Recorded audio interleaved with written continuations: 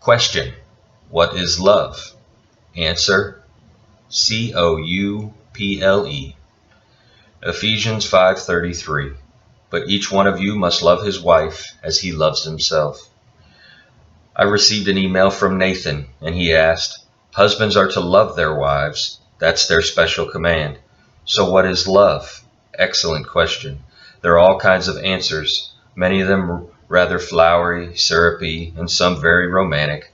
I wrote back to Nathan with what I believed are practical, down-to-earth, biblical instructions on how a husband can spell love to his wife, providing 6 things described in chapters 8 through 14 of my book, Love and Respect, by using the acronym COUPLE. The C stands for closeness. You are seeking to be close, face to face, and not just when you want sex, Genesis 2:24. This is the idea behind cleaving. The O is for openness. You are trying to be more open with her, sharing more of your heart and definitely closing off in anger far less often, Colossians 3:19. The U is for understanding. You are pulling back from trying to fix her and are listening more, trying to be considerate when she's really upset, 1 Peter 3:7. The P is for peacemaking.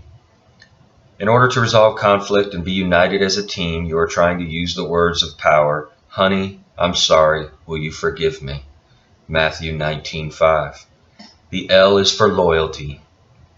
You are exerting effort to assure her of your love and your until death do us part commitment, Malachi 2:14.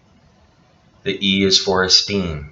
You are viewing her as your equal before God and honoring and treasuring her as first in importance to you, 1 Peter 3:7. The couple acronym is the first half of the Energizing Cycle, which teaches that his love motivates her respect motivates his love. As Sarah and I receive feedback, we are fairly sure people get it about stopping the crazy cycle, but wonder how well husbands and wives are using the ideas in the Energizing Cycle. To have a happy, biblically solid marriage, you and your spouse need to do a lot more than just work on stopping the crazy cycle, and that is where the Energizing Cycle comes in. When you keep the Energizing Cycle humming and the crazy cycle stays in its cage and you function as the team God wants you to be. In this devotional, I'm suggesting that you and your mate take a few moments to reflect on the love in your marriage. What kinds of loving acts and words are happening? Right here, one or both of you may conclude that I am putting all the pressure on the husband. These 6 things are, after all, what he is supposed to be doing to connect with his wife. But that's not what I have in mind at all. Using the couple acronym, I want you to look for positives and pluses, not negatives and minuses. For many of us, it is all too easy to see the cup half empty instead of looking for the acts and words that make it half full. And often more, as wife, guard against only seeing what your husband is overlooking. Instead, appreciate his loving words and actions. As a husband, guard against feeling that you can never be good enough. Instead, receive encouragement from how you have been obeying God's command to act lovingly. Each one of you also must love his wife as he loves himself, Ephesians 5:33. What is love?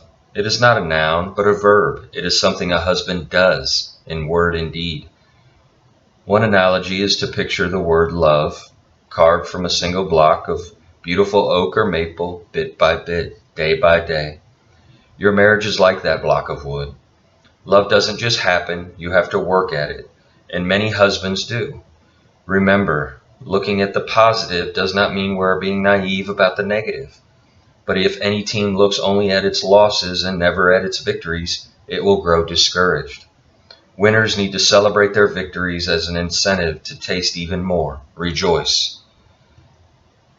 Thank the Lord for the love that is evident in your marriage. Thank Him for where biblical love is being spelled out in your marriage: closeness, openness, understanding, peacemaking, loyalty, and esteem.